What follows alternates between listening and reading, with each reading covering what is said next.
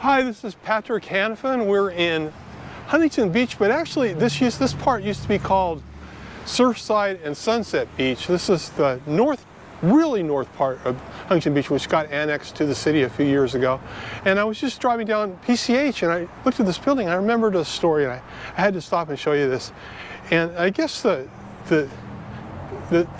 moral of the story, and it's not that any crime really happened, but just don't be too trusting in life. And you know, and I can think of another example of this to give you later too. That's a really good story, but I want to show you this building. This was a water tower here in the city, and it was just kind of abandoned. And these people bought it, not for much money. This was a long time ago, and they bought it. And then they went to the city council, the couple, and they said, "Let me show you this here." They said that they wanted to make this their home, and it's a cool idea. I mean, it's really high up. I mean, look at this. Is a 3-story building next to it, and then you go straight across. You haven't even got to the bottom of their place, and they put an elevator, and it's just unbelievably nice. And on the other side over here is Huntington Harbor, and it looks right over these buildings, and you see all the bay and the inlets, and you see up and down the coast all the way up to Surfside and San Pedro. Maybe not San Pedro, but to Long Beach, and down the coast the other way. And it's funny, I'm filling in the street and a car just came by. Anyway, so they went to get permission to build this beautiful place, and they did a really nice job. And they just said they wanted this for their home, and you know, it's just 2 doors down from the ocean, and you know, their views are incredible, and they just wanted to live here forever, and it would just be their dream home. They wanted it so bad, and just to live there, and how much it would mean to them. And you know, they gave their whole story, and they're right off the ocean front here. It's a great location, really cool idea.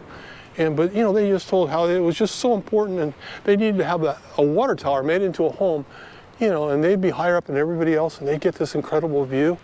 And anyway, they got permission, and they built it, and it came out nice, and they built it really quick. I mean, it was just 6 months it was done, and before it was even finished, they immediately listed it for sale for $6.5 million. You know, people were so full of it. You know, oh, this is what we want for our dream home. It's going to mean so much to us. You know, and oh, it's been our dream to have this. $6.5 million. Oh yeah, let's get rid of this dumpy place. Buy something really cool and have a couple extra million to blow. And anyway, I thought I'd walk out on the beach while I'm here. Took my shoes and socks off and rolled my pants up in case I get in the water. And this is the ocean front here in North Huntington Beach. And get a little closer and I'll show you this. Incredible. Surfing isn't so good here, so it isn't really that many people come to this beach as much as it's the main part of Huntington Beach down by the pier or the cliffs. And then there's a little naval station on the north of this with a breakwater, so that kind of blocks the surf, and then it becomes Seal Beach. And Seal Beach breaks only on a really big swell, or at the north end on a south swell, or once in a while a little ways at the pier. Hey, I'm going to turn the camera around and give you a better view here. Got a little hunk of sand here to get over. And I had mentioned those cargo ships before. There are so many. They're like side by side out here. There's probably 25 right here. It's unbelievable. These are the homes. There used to be little cottages. You still see a couple in here. Now they're all giant 3-story houses. And then in the distance, see the water tower way up there? Yeah, way up there. Kind of a cloudy, overcast day. And incredible view. There's actually surfing here today too, because there's a really big swell. But the shape isn't very good. The surfers don't come here too often. And it's rare there's much really good surfing. There's the breakwater there that blocks this from the naval station. And let me get a little closer here. These cargo ships here. They just go all the way down to Newport Beach, the cargo ships. And the story I wanted to tell you about being trusting people was one of the first few houses I had worked my way up to come out of a nice little house in Newport Beach. And it was nice, but I kind of wanted to move to this little island in Newport Harbor called Balboa Island.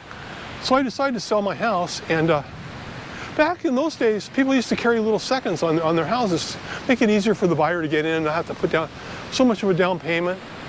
And I sold the house, and I asked the realtor about the person buying it. Was he very qualified? He said, oh yeah, he's as good as gold, you know.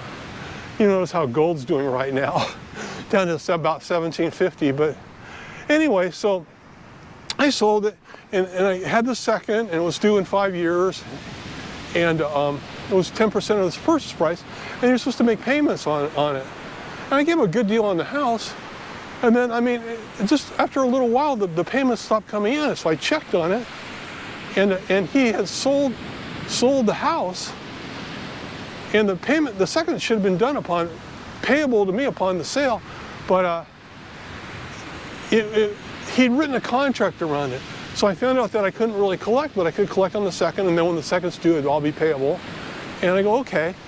And then all of a sudden the payments stopped. And I called the realtor. I said, well, you know, he told me this guy was as good as gold, and he's disappeared on me, and I'm not collecting any money at all. And the realtor just was like too busy to even talk to me at all. And I was being nice. He just blew me off. I go, I'll never use that realtor again. And so I found out the name of the new owners, and I called her, and she was really nice on the phone. And she goes, oh, I rented the place to these people, and they're just a little behind on the rent, but they're going to catch up in a month. And as soon as they pay me, I'll pay you. I go, oh, okay, that'd be great. You know, I'll just wait. And then a month goes by, and she doesn't pay me, and I call her again. Oh, they just need a little more time, and then I'll pay you everything what I owe you, all past due. You know, okay. Right, I wait another month, and she doesn't pay me, and I call her. And then she doesn't even kind of want to talk to me, you know. And I go, well, are you going to be able to pay me? And she goes, well, I don't know. They're just really far behind. You know, if I can, I will, you know. So I waited still a little bit longer, and nothing happened. And she didn't even return my calls at that point. So I filed foreclosure. And it takes like 90 days on a second. You know, I went to court and filed the paperwork and paid for all that. And anyway, got to the final day when they're going to have the foreclosure sale, and she got an extension. So it went a little longer. And then, hey, film, so I'm telling you the story, let me film all this. It's kind of cool.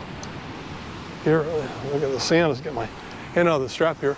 But so, then I go to the final day when they're going to sell the house, so I'll get paid on my second, and she files bankruptcy.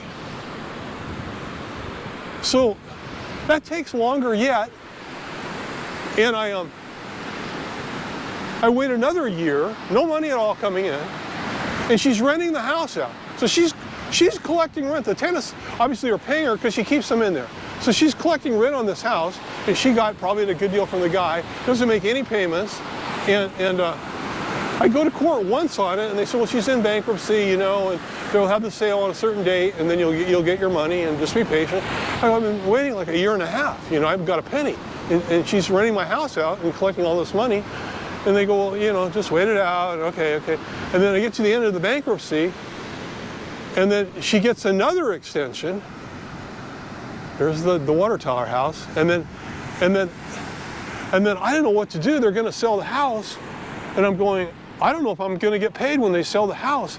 And I had this lady that had been helping me in a rental agency, helping me rent a couple units out that I had other units, and she said, oh, just real simple. You just file bankruptcy, and then until she pays you, she can't sell the house because you're bankrupt.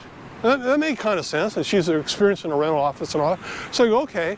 So we did that, and then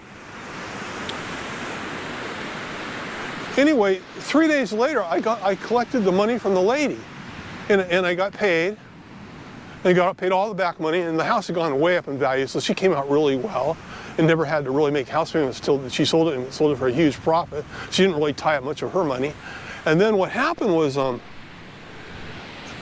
couple years later, I was in court, and I was with a friend, and we were just sitting there waiting, watching something else that was going on, and this lady suddenly, the same lady comes up, and she's in court again, and she's got another rental, and she hadn't been paying the payments on the place that she's renting out, and she had been making payments on the house, and the people that own the house are complaining and saying, well, she's not paying us what can we do? And the judge is going, well, she can't help it because she rented it and she's got tenants in there and they're having problems, you know, and there's really nothing we can do. And I go, oh, that's the same thing she was telling me.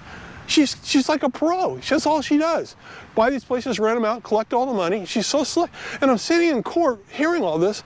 It's exactly what happened to me. And I just want to yell out, she's a fraud, she's a fraud, don't listen to her.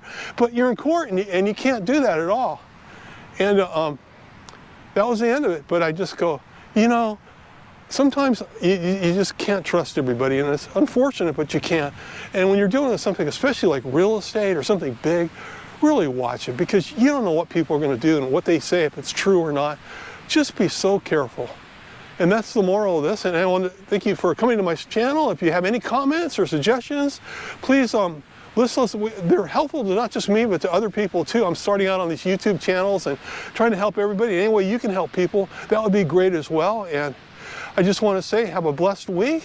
God bless you, and thank you for joining me. If you like my videos, please leave me a like and subscribe, and I look forward to having you as an audience member in a future video. God bless. Bye-bye.